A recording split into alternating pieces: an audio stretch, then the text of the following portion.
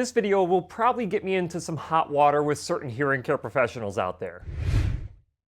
Hey guys, welcome back to the DrCliffAuD vlog. This is vlog number 302, and today I want to talk to you guys about something that really bothers me when it comes to hearing care professionals. But before I get into it, do me a huge favor, click the like button, really helps out the channel. And if you're not yet subscribed to the channel with notifications turned on, go ahead and do that as well. It's greatly appreciated. So, I was doing my weekly browsing through different consumer hearing aid and hearing loss forums this past week, and I stumbled across a particular post where an individual had gone in to get a new pair of Oticon Intent hearing aids from their hearing aid technician, and then they were wondering how they were able to activate the tap controls, because if you have Oticon hearing aids, or pretty much any hearing aid at this point that's a receiver and canal device, you can answer phone calls simply by going up and double tapping one of those hearing aids to do the answering. And when they asked this technician how they were able to activate that, the technician's like, oh, you have to do that inside of the app. So this individual went home, they tried to find this tap control feature inside of the app, they could not find it, so they end up going onto a social media forum to ask this particular question. Well, for those of you who have these tap controls, especially with Oticon Intent hearing aids,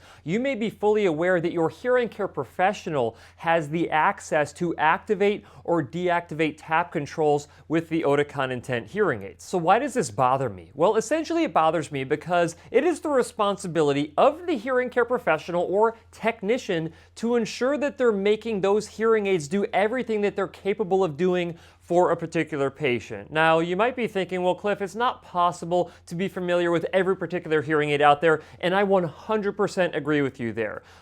First and foremost, I believe that most clinics should specialize in about 2 to 3 different hearing aid brands, and then at least be somewhat familiar with the other hearing aid brands that are out there when we're talking about prescription hearing aids. But what that means is that you should know the ins and outs of the programming software of those manufacturers that you're very familiar with, and you should kind of know your way around at least a little bit with the other manufacturers. But here's the thing, if you're not familiar enough to know where a particular feature is at, you need to ask for help, okay? You shouldn't basically just try to shoo the patient out the door saying, oh, like, I don't know where, I don't think it's in the software, I think it's in the app, go ahead and activate it yourself. Like, that is not what a hearing care professional should be doing. A hearing care professional should be like, oh, you want to activate tap control. I know these hearing aids can do it, or I think these hearing aids can do it. Let me see if I can find it in the professional software, and if I cannot find it in the professional software, let me go into your app and see if I can find it for you.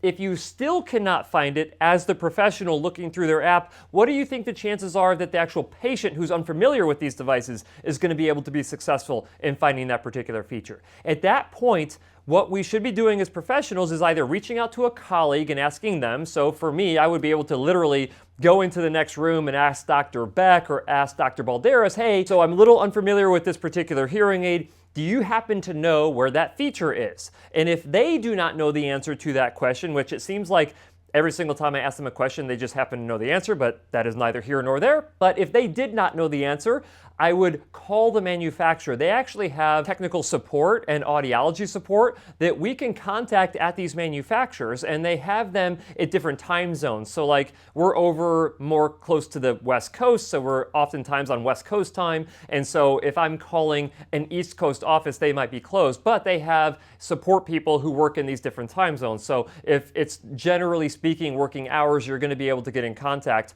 with one of these individuals. And what you do is you call them, you give them your account number and all that so they know that you're a professional, and then you ask them whatever the question is. In this particular case, it would be, hey, my patient wants to activate tap controls to answer phone calls. Is that something that I adjust, or is that something that the patient toggles on inside of their app? And they would tell you, oh, you actually adjust it inside of your professional software. Here's how you find it. That is how you should take care of a patient question if you do not know the answer to it. But the way that you handle patient questions is not, oh, like, you should probably be able to do that inside of your app. Go ahead and just take care of that yourself. Now, I don't expect everyone, like I said, to be completely familiar with every manufacturer's software. I mean, there have been times where I ended up sending a patient home. They wanted to adjust the streaming in their hearing aids, and I'm like, I don't think these hearing aids have it, but you know what? Let me check.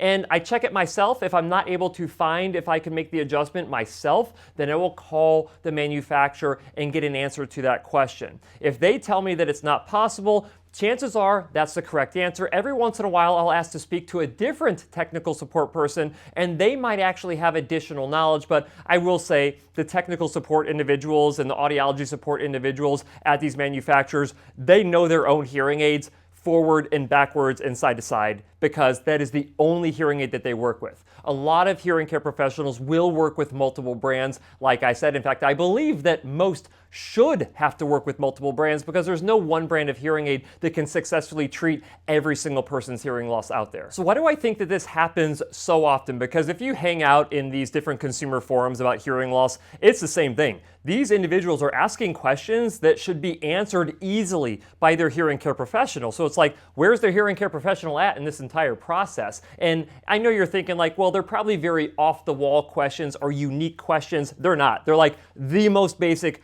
of basic questions that should be answered at like the initial fitting appointment for these individuals. And yes, I do understand that not everybody remembers every single thing from that appointment, but they should also be having follow-ups. I mean, we do 4 follow-up visits over the course of our Applied 360 fit process. So you have your fitting and 3 additional follow-ups, I guess. So 4 total appointments to make sure that a patient knows the ins and outs of everything that they need to do with their devices, and we have time to review things again with them if we absolutely have to. So why do I think that this actually occurs so much, to go back to my original point here? I think it occurs so much because of 2 reasons. Number one, a lot of clinics out there are still doing bundled care, meaning when you come in and you purchase hearing aids from that professional, they fit those programmed hearing aids to you, you go home with them, and they're hoping that you don't need to come back for adjustments. They hope that you don't have to come back for a whole lot of follow-up sessions because they already have your money. You've already prepaid for all of this, sometimes for the lifetime of the hearing aids. So the last thing that they want to do is have you in the office over and over and over again and taking up their time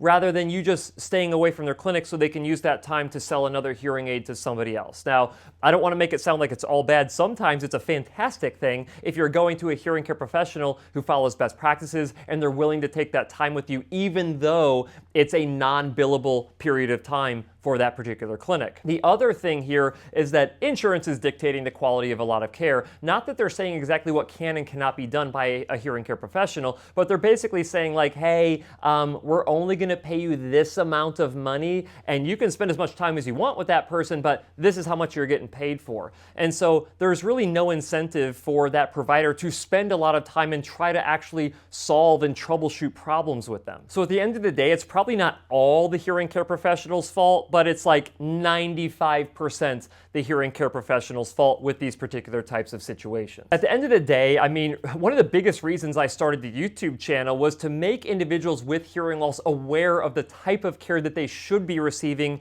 from their hearing care professional. Because here's the thing, hearing care professionals are not going to change what they do just because I say that they should. They are going to change what they do when you start demanding that they change what they do. That's why every single time I talk about best practices, I'm talking about going to hearingup.com and finding a hearing care professional who follows these best practices, or if you don't want to go to hearingup.com and find a provider there, I have checklists of all of the best practices so you can actually print off those checklists and go and find a hearing care professional that does all of those things, as rare as those individuals are. But at the end of the day, if you want to get higher quality care and you just don't want to get shooed out of the office because you have a question that the provider seems to be relatively inconsequential, then it's incumbent on you to find a better professional who's willing to take that time and who has the knowledge to help support you as time goes on. Because if you're wearing hearing aids right now, chances are 10, 20 years from now, you're also going to be wearing hearing aids unless you progress into cochlear implants. But I want to hear from you. Do you think that it's appropriate for a hearing care professional to just say, hey, see if you can figure that out on your own and let me know if you have any issues? Or do you think it's more appropriate for the hearing care professional to actually sit down and solve the problem for you? Let me know down in the comments section, and I'll see you in the next video.